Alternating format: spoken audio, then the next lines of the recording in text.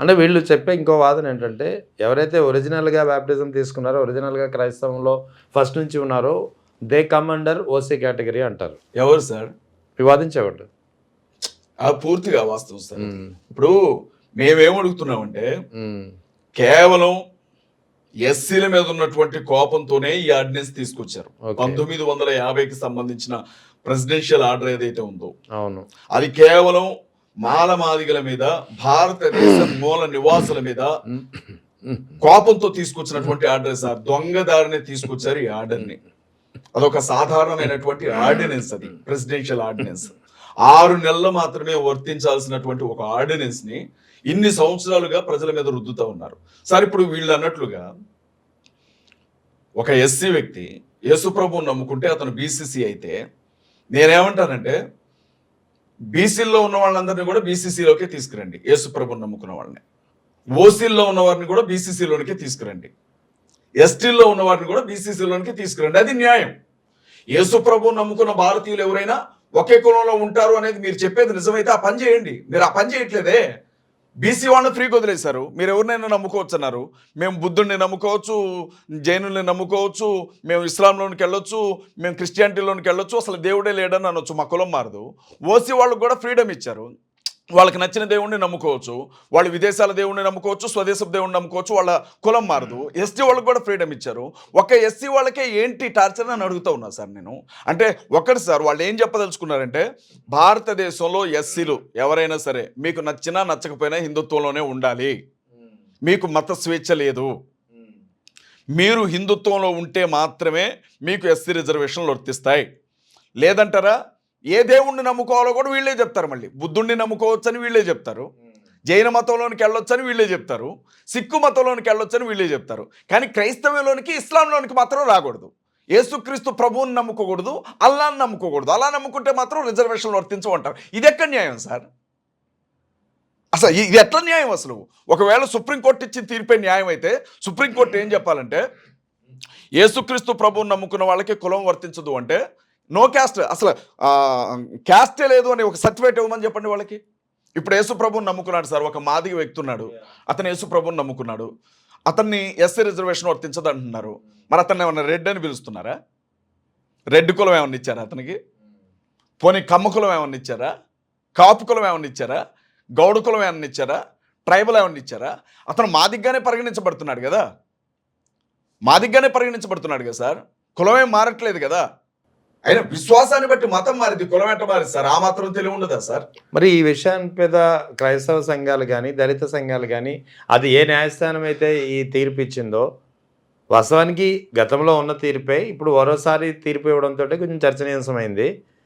ఈ తీర్పుని ఛాలెంజ్ చేస్తూ ఇప్పుడు మీరు ఏదైతే ప్రాథమికమైనటువంటి ఒక టెక్నికల్ అంశాలను లేవనెత్తారో, ఈ టెక్నికల్ అంశాల ఆధారంగా why don't you go to judicial? ఎందుకు వెళ్ళం సార్? తప్పకుండా వెళ్తాం. మళ్ళీ రివిజన్ పిటిషన్ వేస్తాం. వాస్తవం సార్, ఇది చాలా కీలకమైన విషయం.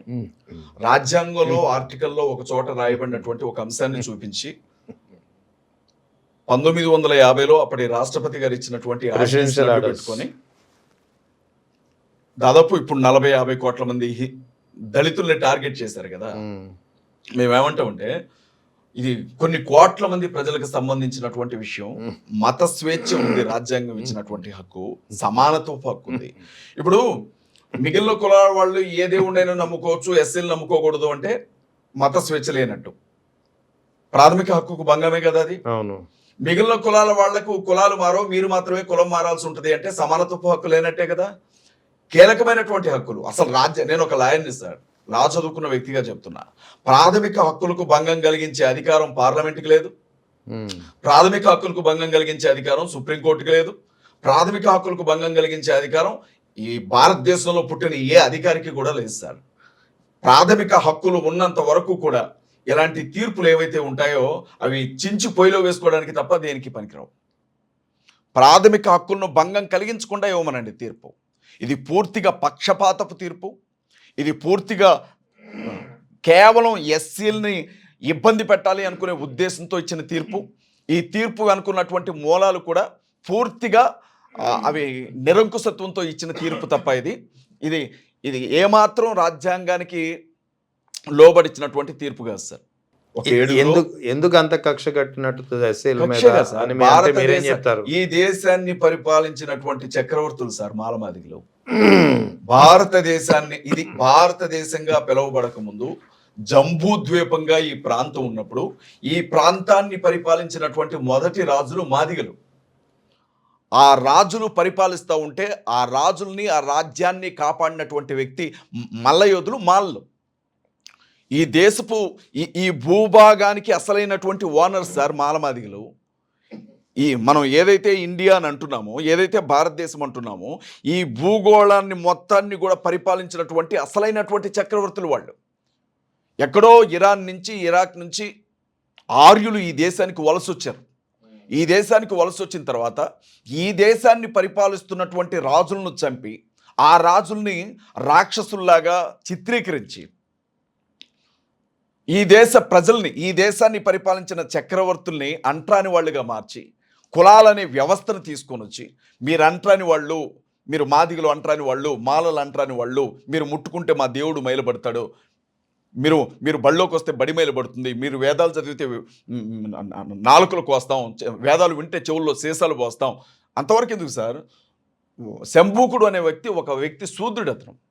అతను దేవుణ్ణి చూడాలనుకున్నాడు, తపస్సు చేశాడు. ఇప్పుడు శ్రీరాముడు లాంటి వ్యక్తి ఆయన శిరస్సును నరికాడు. నువ్వు ఒక శూద్ర వర్గానికి చెందినటువంటి వ్యక్తివి, నువ్వు ఎలాగా తపస్సు చేస్తావు నువ్వు అని. అంటే అంత వివక్షను అనుభవించారు భారతదేశంలో మాలమాదిగలు. అప్పటి నుంచి ఇప్పటి వరకు ఒక మాలమాదిగలే కాదు సార్, వాళ్ళకి 49 ఉపకులాలు ఉన్నాయి, 49 59 ఉన్నాయి. వాళ్ళందరిది అదే పరిస్థితి సార్. వాళ్ళ భూమి మీద, వాళ్ళు పరిపాలించిన భూమి మీద ఒకప్పుడు రాజులుగా బ్రతికినటువంటి నేల ఇది. వాళ్ళు రాజులుగా బ్రతికిన నేల. వాళ్ళు వస్తుంటే దండాలు పెట్టారు జనమంతా కూడా. వాళ్ళని వాళ్ళు అంటాని వాళ్ళని చేశారు. స్వతంత్రం వచ్చి దేశానికి 70 ఏళ్ళు దాటిపోయింది కదా సార్. ఇవాళకి కూడా ఊరవతల పల్లెల్లో బ్రతకాల్సిన పరిస్థితి ఏంటి సార్ వాళ్ళకి? ఇవాళకి కూడా గుడుల్లోనికి రానివ్వట్లేదు వాళ్ళని. ఇవాళకి కూడా ఇప్పుడు క్రిస్టియానిటీ అనేది లేకపోతే భారతదేశంలో, ఇస్లాంకి సంబంధించినటువంటి వ్యక్తులు కానీ వచ్చి ఉండకపోతే భారతదేశంలోనికి చదువు ఎక్కడంది వీళ్ళకి? ఎవరు చెప్పారు సార్ చదువు వీళ్ళకి?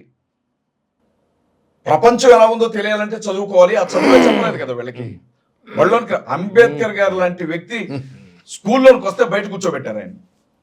కొండలో నీళ్లు తాగిన సార్. అదంతా వదిలేండి. ఇప్పుడు దళితులందరూ క్రైస్తవులా, దళితులందరూ హిందువులా అంటే మీరేం చెప్తారు? యేసుక్రీస్తు ప్రభువుని నమ్ముకున్న ప్రతి వ్యక్తి క్రైస్తవుడే సార్.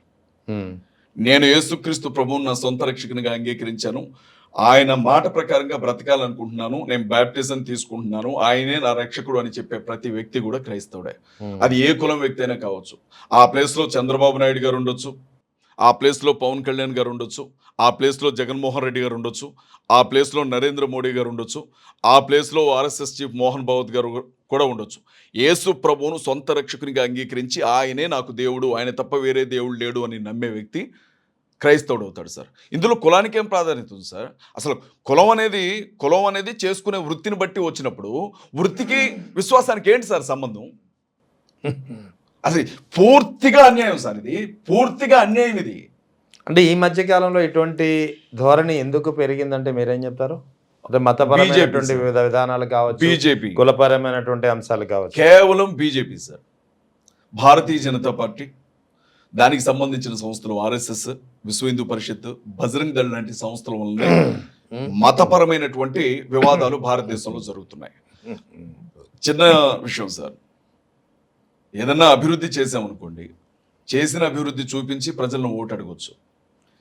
అభివృద్ధి అన్న విషయాన్ని పక్కన పెట్టి దేవుళ్ళ పేరుతో ఓట్లు అడిగి అధికారంలోకి వచ్చినటువంటి వ్యక్తులకు మతం అనేది క్షేమంగా ఉండడం చాలా అవసరం. బీజేపీ వాళ్ళు ఎప్పుడు కూడా హిందుత్వాన్ని ఓటు బ్యాంక్గా మార్చుకోవాలన్న ఆలోచనలోనే ఉన్నారు.